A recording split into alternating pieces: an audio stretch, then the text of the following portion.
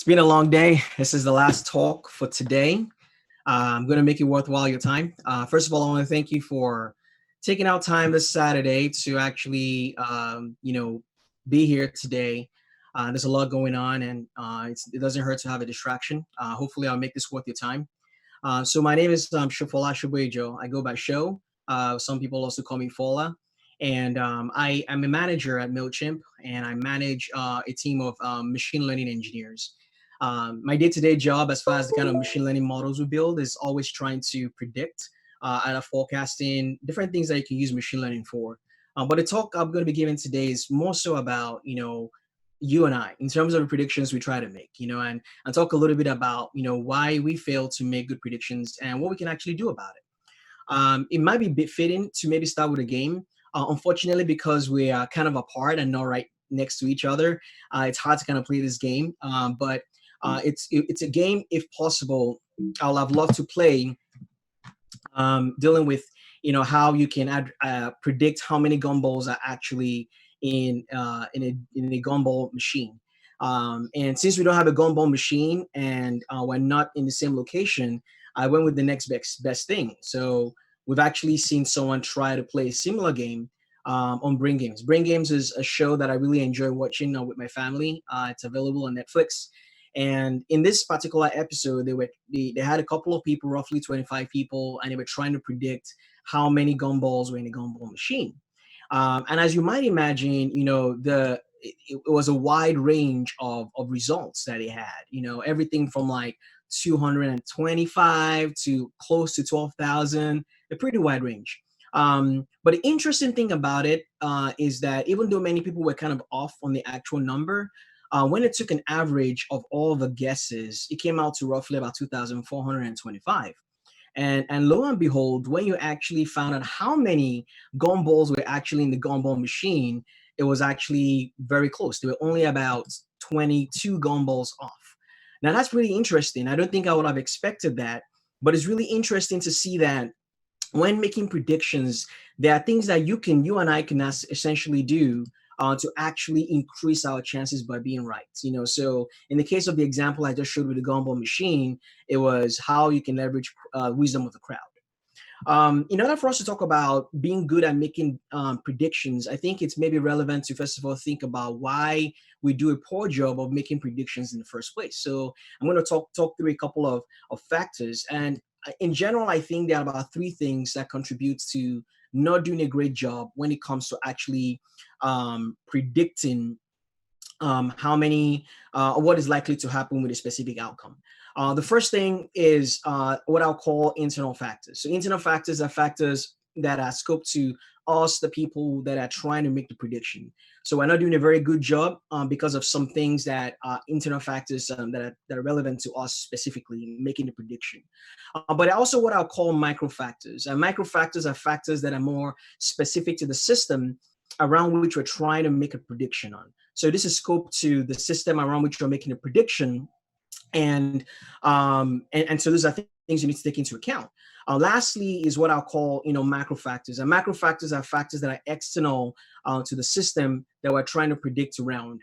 And in that case, you need to think about, things that are outside of you and things that are outside of the system around which you're making a prediction and things that you can't really plan.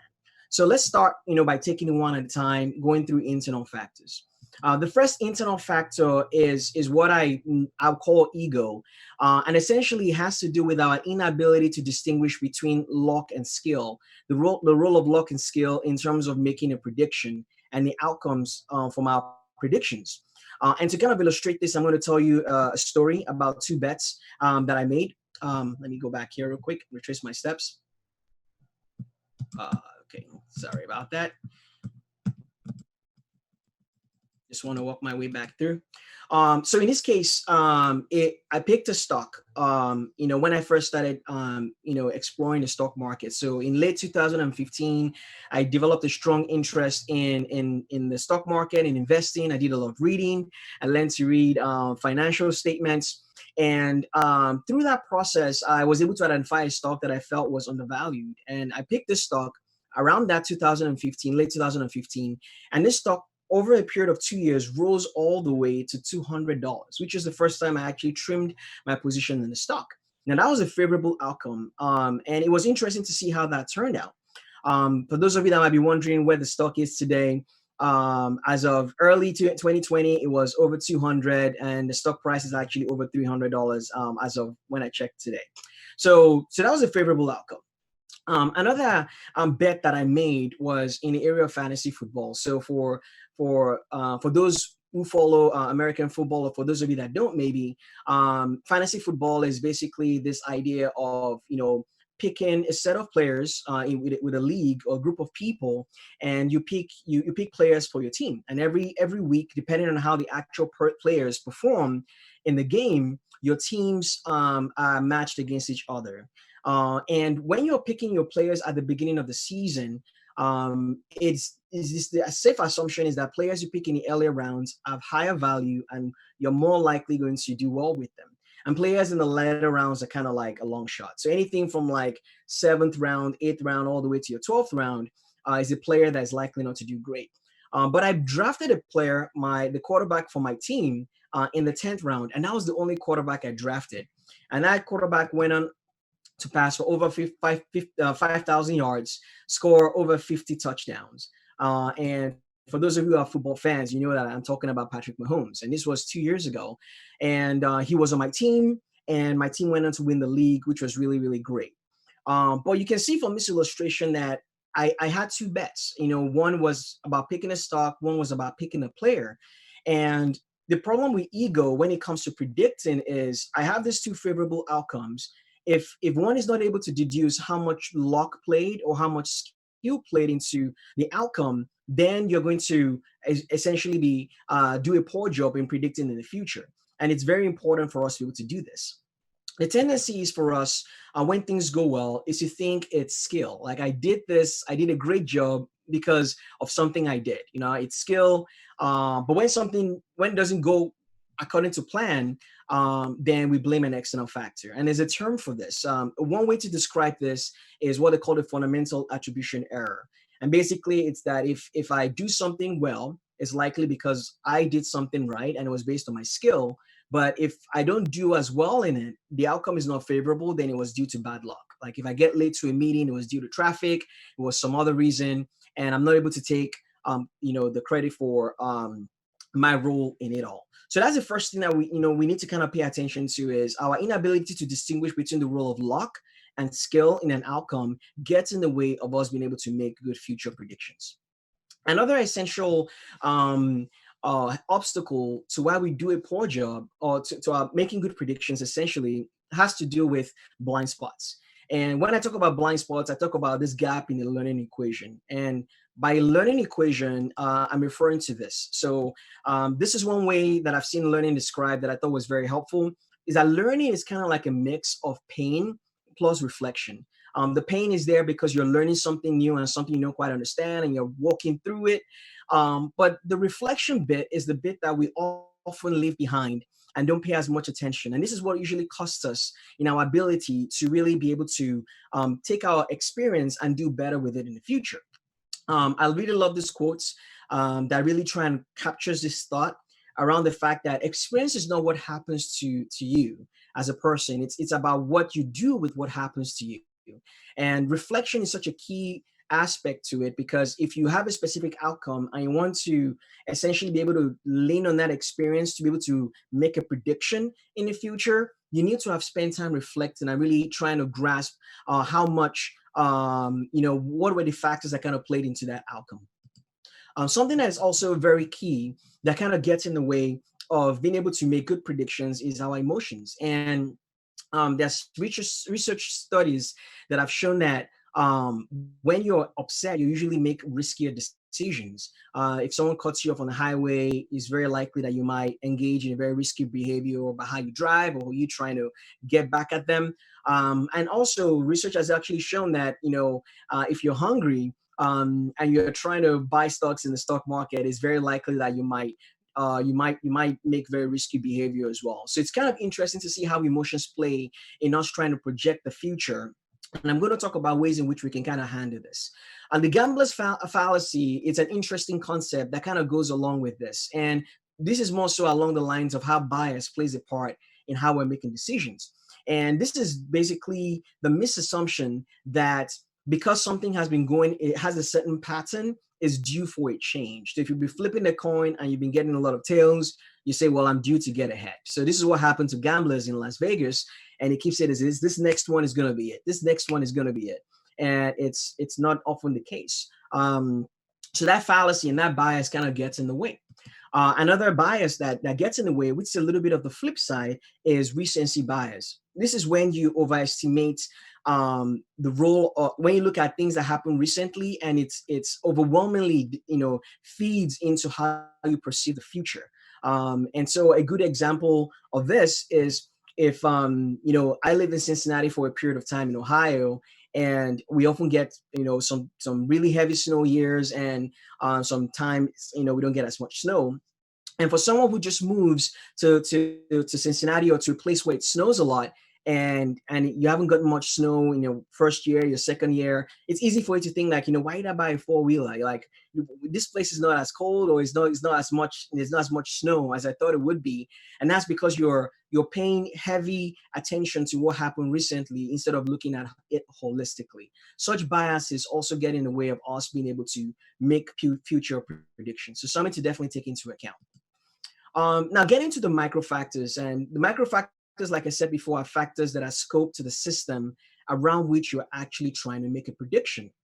And one of the way this kind of materializes itself is in terms of inability to take into account the impact of risk and uncertainty in terms of how we're making decisions. So we are not doing a good job of approximating, and so we are not able to have a good understanding of the weight certain factors have into an outcome that we're looking at. So our inability to do approximations well gets in the way of being able to make good predictions.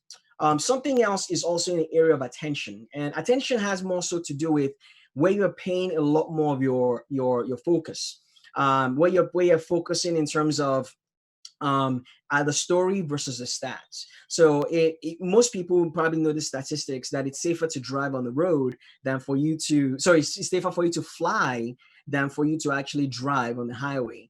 But when you see enough stories about plane crashes, it's easy to feel like it's a lot more riskier to be in an airplane than to actually, drive your car. And it's really interesting, just the power of stories play into actual statistics. And when a story about a startup is so overwhelming, that's as an example, you might have a wrong notion that it might succeed without paying attention to the numbers or to the details or to the financials. So something to definitely pay attention to is the influence of stories in terms of how we perceive a given situation in terms of looking ahead and being able to make a future prediction. The last of this is the macro factors. And there are several ways in which you can look at the macro factors in terms of external things that definitely influence how you predict in the future. But what I want to call out here is what I'll call black swan events. And I'm going to talk a little bit more about this in the talk. But a good example of a black swan event is the pandemic that is going on right now with COVID-19. This time last year, no one could have looked ahead to 2020 to say for sure, maybe except Bill Gates, for sure that there was going to be a pandemic and the world was going to shut down. Nobody could have ever believed that was going to happen. But macro events like that are external to the system can definitely impact the future and how you actually predict what's going to happen. So we're going to take this one at a time, because what can we actually do about these factors? What can we actually do to actually improve how we predict things that happen in the future? The first of this is to find a way to really address this fundamental attribution error, where we are not able to distinguish well between skill and luck. And hacking intuition is kind of like one way that I think we can definitely address this. And by hacking intuition, what I'm saying here basically is write your assumptions and criteria down about a decision you're making. So if I'm picking a stock, just going back to my stock example, if I want to pick a stock and I'm projecting that in 6 months, a year out from now, is going to have a certain performance, I want to write down my assumptions, and I want to write down the criteria and factors that influence, why I'm thinking that way about that stock. 6 months and down in the future, or a year down the line, and I do a retrospective and I look back and I say, okay, did my assumptions go correctly? This really gets you past the gut feel of, I feel like this is why this is going to work out, to start really deconstructing the factors that play a part in your sense of intuition. This is one way to kind of get beyond the whole ego situation when it comes to making predictions. Something else that I think is extremely valuable is actually seeking disagreeable opinions. And this really addresses a lot of the bias references that I made earlier: confirmation bias, recency bias, or even the gambler's fallacy. And the way you do this, I think this quote by Ray Dalio really captures this idea: is rather than thinking I'm right, you need to start asking yourself, how do I know that I'm right? How do I know that I'm right? And what you're doing essentially is you're trying to force yourself to be open to factors that might not be in line with what you're thinking or what your assumptions are. And the way this has played itself out for me is, when going back again to the stock selection process, I have a group of friends that I'm in a group chat with.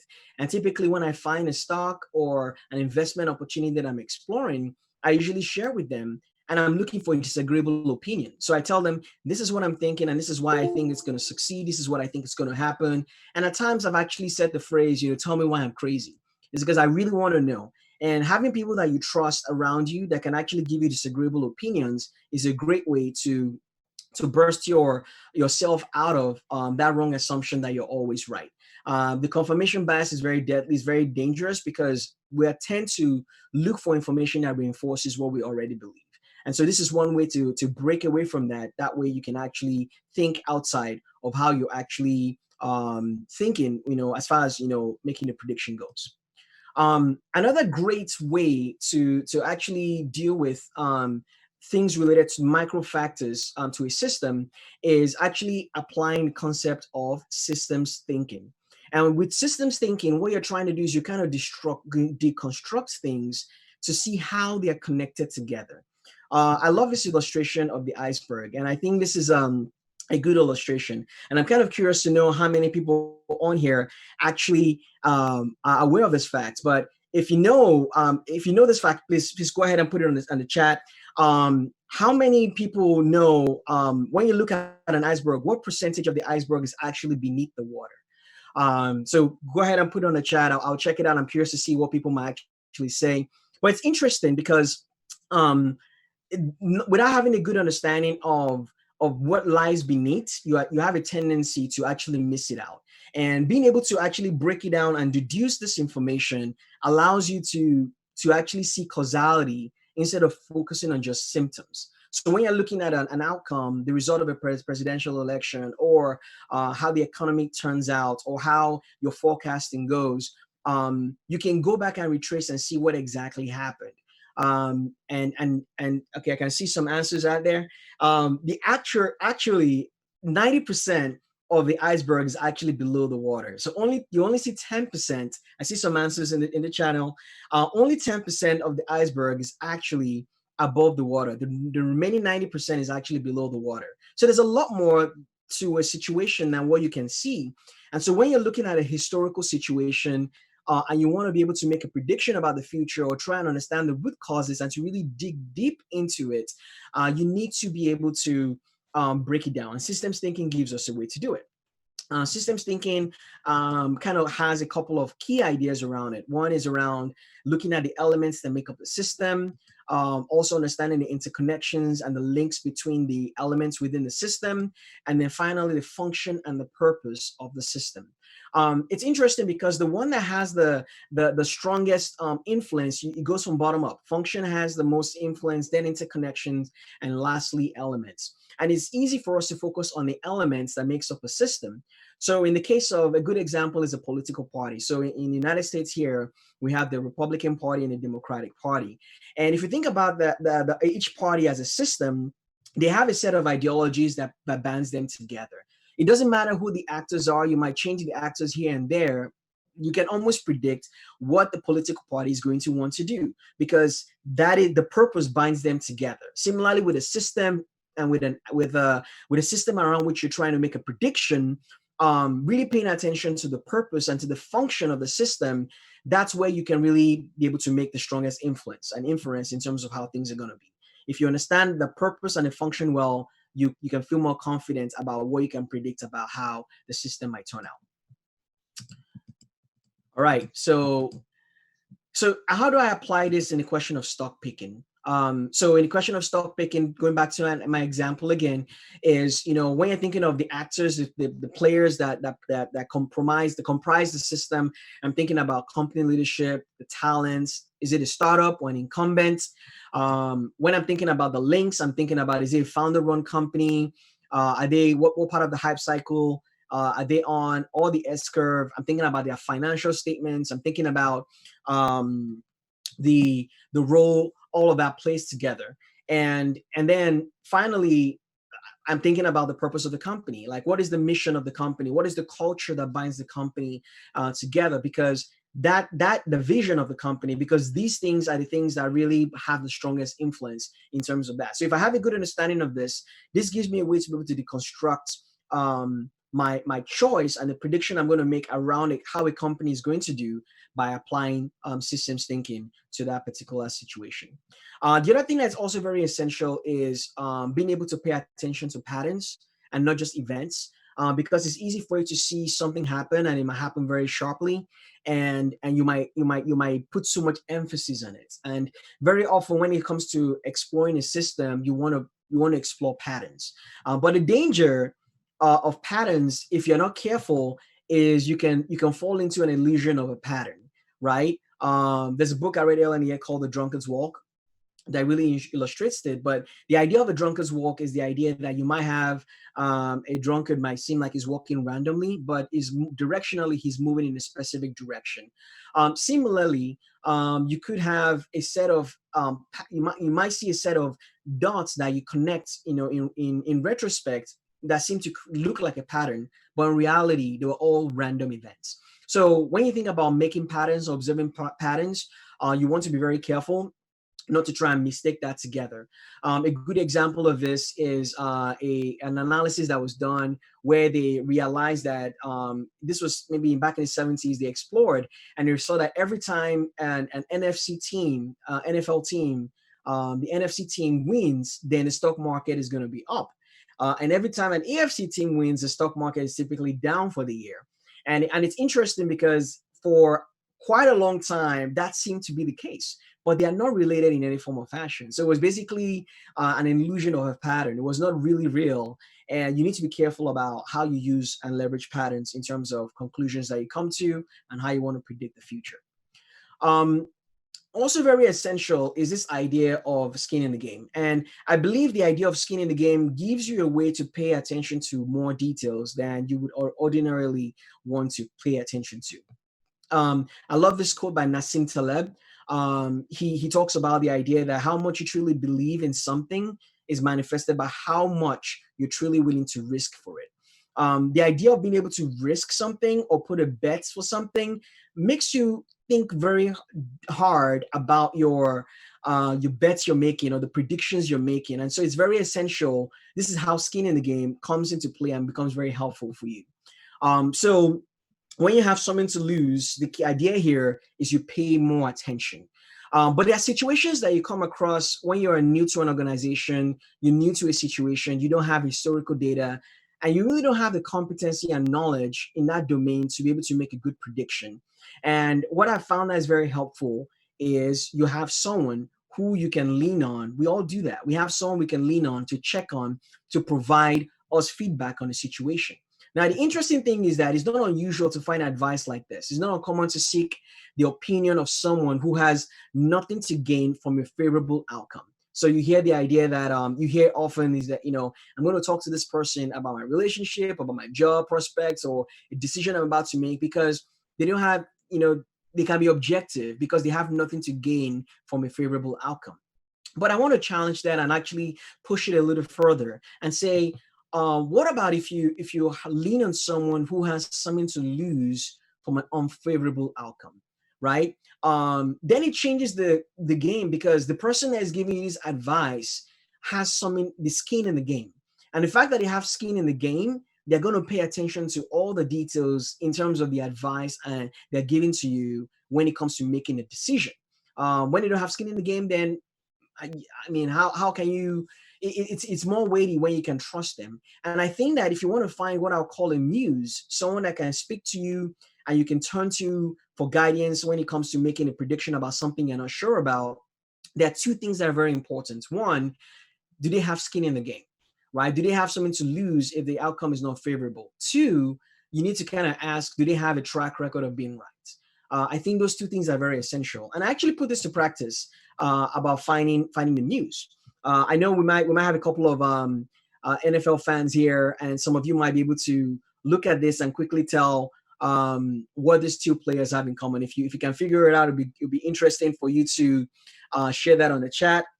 I'll be interested in knowing and seeing what you think about how these players play together. But it's interesting because I found these two players were on my fantasy football team in 2 consecutive years. And it was as a result of a muse I followed. It was an expert in fantasy football. And not only did he have a good track record of historical predictions, but he also had a skin in the game. So he's part of a app that makes predictions, a company that makes predictions, and they make bets on those predictions. So there's skin in the game. If he's wrong about his prediction he's making, there's skin in the game, something for him to lose. Yeah, I can see that. So the interesting thing about it basically is the fact that these two players were the NFL MVP. And they were both on my fantasy football team. And it's really intriguing to think that, I could have on back-to-back years these two players on my team, and I drafted them as the only quarterbacks on my fantasy football team. And they did amazing. They both won the NFL MVP that year. But it was due to this muse or this person I follow, this expert I follow in fantasy football. So find your muse in a situation where you don't have domain expertise or domain experience, or you're new to an organization and you need to make a prediction. Finding someone who has skin in the game and has a good track record of being right can be extremely helpful. The third thing I want to share really is around thinking probabilistically. And if there's nothing you take out of this part of the talk, if there's anything I want to take out of this part of this talk, is about this idea of thinking probabilistically. And I think learning to think this way actually tilts the odds in your favor.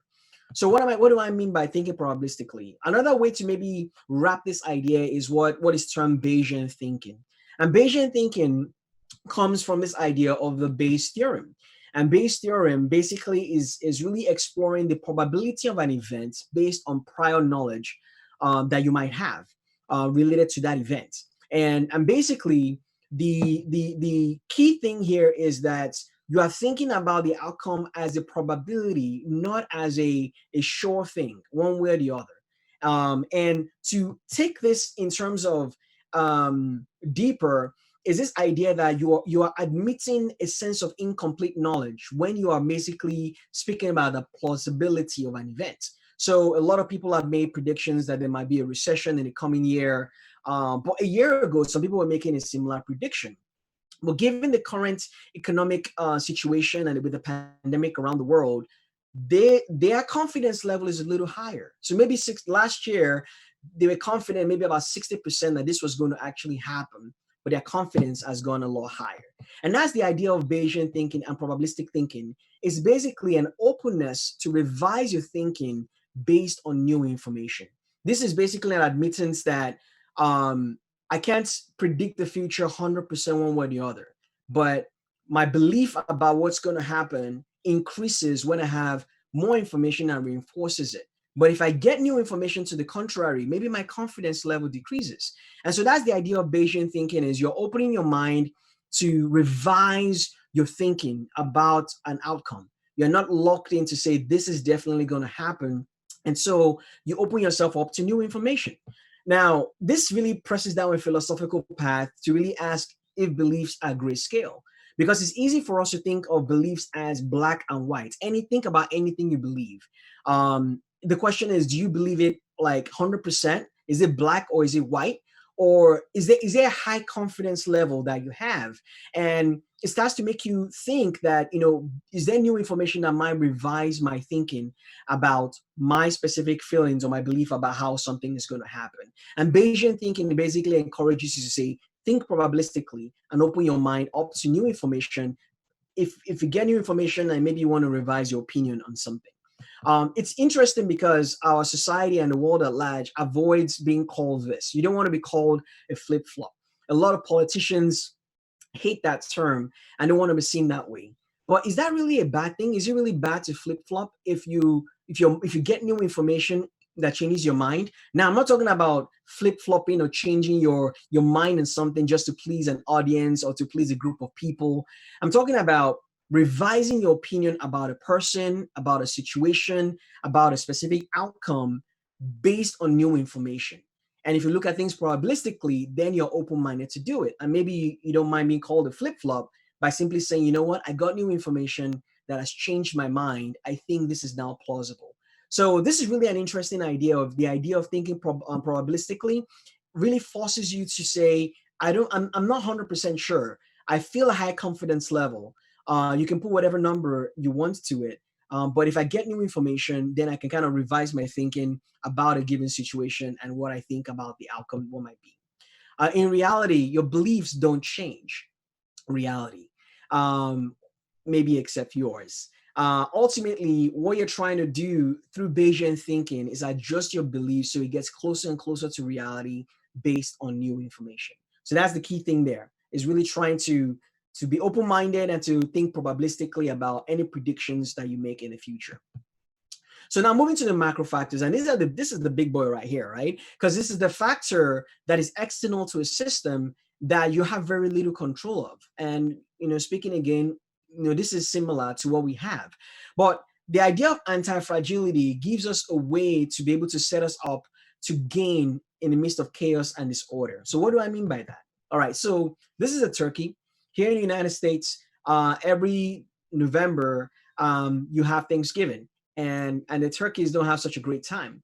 But if you think about the turkey, for 364 days of the year, the farmer is his best friend. Oh my goodness, I was here, and the farmer lets me roam free range, and he gives me food, he takes care of me. Man, the farmer must love me and want to keep me for a long time. Only to find out on a day 365 that maybe that's not actually the case. And that's just a reality. It's not just about being able to predict accurately. Everything we've talked about so far is what you can do to be better at making predictions. But what about being able to be prepared for any outcome, being prepared to be able to gain in the midst of disorder if something doesn't go the way you were hoping it was going to go? And just in the light of that is being able to assess and be careful of how you look at historical data. In the past, we've looked at the different coronaviruses that have been around in the world, and none until maybe going back onto 1918 resulted in such an impact on this. So it's very easy for you to look and say, well, no coronavirus is going to ever have such an impact where you're going to have to shut down and lock down the whole world for weeks on end. And so this is really this idea of, admitting and realizing that the absence of proof is not proof of absence. And the Black Swan basically encapsulates this idea. I think all the way up to maybe the 17th century, nobody ever knew or could believe that a Black Swan existed. And in reality, it's not until they finally saw one that they believe that, well, Black Swan exists. That's why when my daughter asked me, if unicorns are real, it's hard for me to say 100% for sure that, a unicorn is not real, because it's not real until it is. But I just tell her, based on what we know and based on the facts that we have, it's just a mythical creature. So it's really interesting how you take information, historical information, to prepare for a Black Swan event, an unexpected event that you would never anticipate before.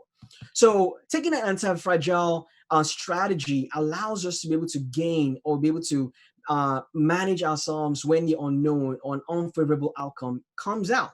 And a good example of this is Bill Ackman, who is an investor who, when the stock market crashed back in March, almost like 30% in a couple of days, he gained. He got about $2.2 billion based off his bets that he made. And it's kind of captures that idea that in the midst of chaos, that is possible to gain. Now, people might have different opinions and feelings about that, but that is the whole idea and concept of being anti-fragile, because he was hedging his other investments bets by betting on this. And one way to look at an anti-fragile approach is really trying to say, I'm going to go with a safe approach, but I'm also going to make a speculative approach in case I'm wrong. And a good example of this is this question of, is there going to be a recession or not a recession? With the employment numbers we've seen and the trajectory with which we have, I really hope we don't have to go through a tough experience in the coming months. But if you want to approach an anti-fragile approach strategy, you want to be thinking, well, how am I going to manage my job, or what I have to do right now? But at the same time, invest in a side hustle that's likely to thrive when there's a recession. If you think about companies like Chipotle, Walmart, and a lot of the grocery stores that are and food retail places, or Amazon, that are thriving in the midst of this situation, is that they are bets they made, which allows them to be able to thrive in the midst of chaos. So that's basically the idea of being anti-fragile. So that's one of the ways in which you manage those macro events that you don't have control over. Another way is by employing or leveraging pre-mortems. Now, a post-mortem is a familiar thing that you do. Basically, by once something happens with a project, you go back and think and reflect on why did something go wrong. And this is what I was talking about earlier in my talk about the whole point about reflection. However, what about if you can anticipate failure and you can prepare for it? And basically, the way this might illustrate itself when it comes to a project you're working on at work is you ask yourself, this project I'm working on, a year from now, the project was an absolute failure. What are the 10 reasons why this project was an absolute failure? No, nobody wants anything to fail, but if you really want to take an approach to anticipating failure and dealing with macro events that you don't have control over, then these are the kind of things that you want to think about. And so when you draw these factors that play into why something, the things that might result to a failure of a project or whatever it is that you're trying to do, then you rank them. You rank them by saying, which one is going to be the most impactful, and then also which do I feel less certain about, that I don't have enough information, that I don't know quite as well. And basically, then you rank those factors, and then you take them one at a time. You're essentially trying to say, okay, I'm going to address this, I'm going to address this. I've applied this approach on several projects in the past and had tremendous success in being able to apply pre-mortems to a project. So this, again, is less about being predicting or being right about your predictions, but more so having a favorable outcome if you're wrong. And that's one way in which you really can manage macro events that you can control. So as you draw this together, you start to realize that this whole idea is around is the fact that knowledge is indeed highly subjective. But when you try to quantify it and you think of it as a bet, then you start to realize that there's much more in making a prediction, is in your ability to quantify it and think of it as a bet. I think that's one key thing to kind of draw out of everything I've talked about today. So how do you go about applying some of these ideas? How do you actually become awesome or better at making predictions? Well, I feel like to learning any new thing, any new skill, or any new experience, it's essential for two things are essential: immersion and imitation. Immersion, by that I mean, is being able to explore and read and learn about things about predictions. So things like I've talked about at this talk. And exploring how you can have a better way of thinking about making predictions. The second is imitation, is also trying to see people that do a good job of making predictions and trying to understand what factors play into the outcome that he had. And one of the ways in which you can do this as far as immersion is books that I think you can read. You want to definitely try and have a deeper grasp of mental models and potential algorithms. So there's a great book, this book here, Mental Models. It talks about 30 ways in which you can think about decision making that can give you a higher likelihood, like a heuristic or a way to make a decision that is likely to come out favorable, because this is how things typically work. A good example of this is the Pareto principle, the 20-80 rule.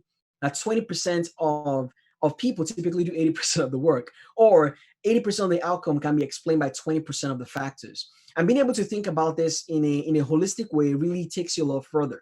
Whenever I'm learning anything new or exposing myself to a new domain, I typically like to ask experts, what is the 20% I need to pay attention to get 80% of the way?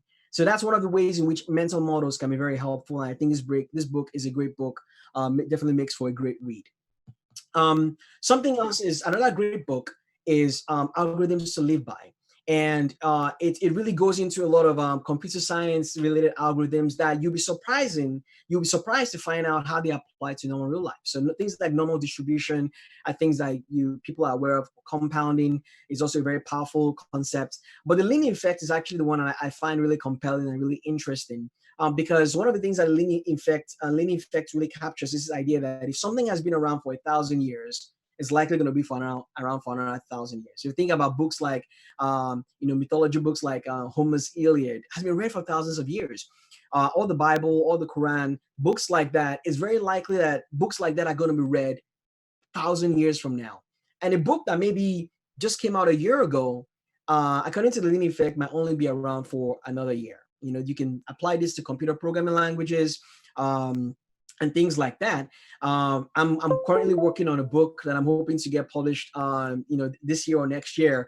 I don't know how my book is going to last, but the linear effect might be in fact on that as well. So this is really something interesting to kind of think about as how algorithms can actually play a part. I'll give you a good example of one of the algorithms covered in this book, and that is that if you go to a mall or to a place where it's parking, if according to this, if you stay in the lane or the aisle for 6 minutes, it's likely that a parking spot would actually open up. And I've tried this before many times, and it's a heuristic I apply right now. So these are the kind of things you can look to leverage to make you better at making predictions and being right. Ultimately, you only get better by doing. And I think you want to make more bets. You want to try to predict more often. And then you also want to track your record.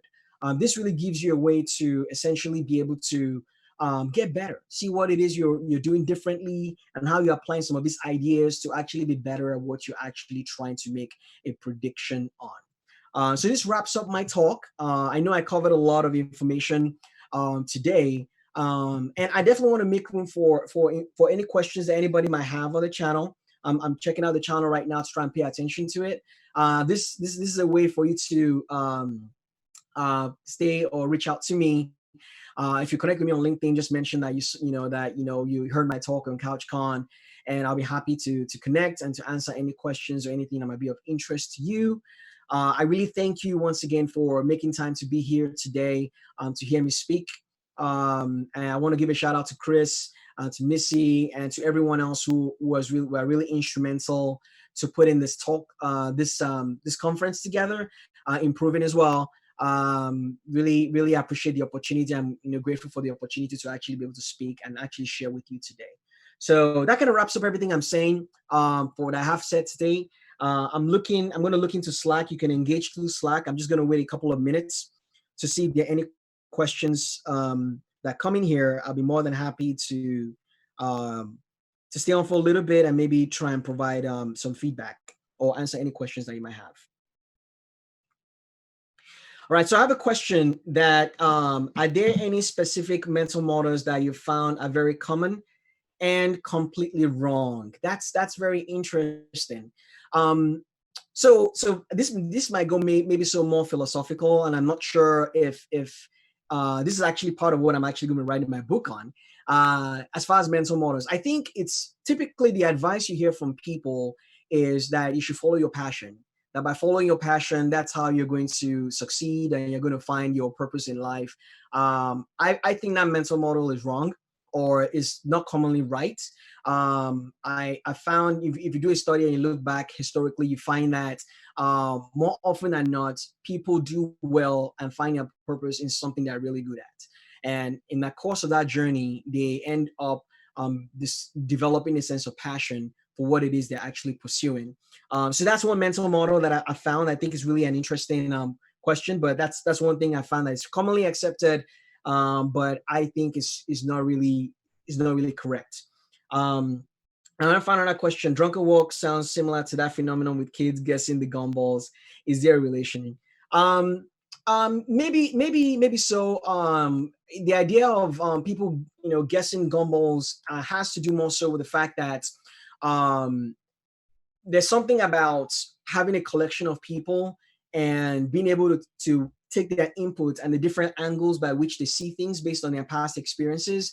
And they, kind of like looking at input from different angles. And when you have that mixed together, it kind of fills in the gap, it fills in the dots. So going back to the gumball question, gumball illustration, you find that there are people of different age ranges there and they see things differently. And that combination of the different perspectives, average together gets you a very good place, closer to reality and what's actually true and correct. So that's how that gumball illustration, I think, plays a part. As far as the drunkard's walk goes, it's more so this question of how it's easy to be misled by or not to see the pattern by random events. So things that look totally random actually might be leading in a specific direction. So I see some loose connection between the drunkard's walk and the idea of guessing the number of gumballs in the gumball machine. But it's slightly different, but I think they have a bit of a relationship between them. All right. I saw another question. I see another question. How do you develop accurate systems of things you care about in systems thinking? Iterative development. Yes, I think it takes trial and error. And I think it's really all about being able to look deeply into what plays a part in the outcome of things. So if you're thinking in terms of the elements that which are the actors, how things are connected, and the function and purpose of something, then you can start extracting potentially if it's correct. So you've been able to test some of the ideas, your hypothesis about what changes or more might impact the overall, I think gives you a way to better be more accurate in terms of how you want to, deduce, get an accurate view of the system that you're trying to work with. And I do think it's iterative. But I think starting with looking at a system and thinking, what are the actors, what are the elements, how are things connected together, and what is the function and purpose of a system, really helps you to kind of separate and really see those things clearly that are beneath the water in that iceberg illustration. Okay, I'm trying to see if there are any more any more questions. All right, I think that's it. I don't have anything else. I don't see any more questions. I'm going to take a quick pick at Slack. If I don't have a chance and things wrap up here, I can always pick it up. Feel free to reach out to me on Slack, on LinkedIn, or Twitter. So thank you very much. I really appreciate this opportunity once again, and have a wonderful Saturday. Bye-bye.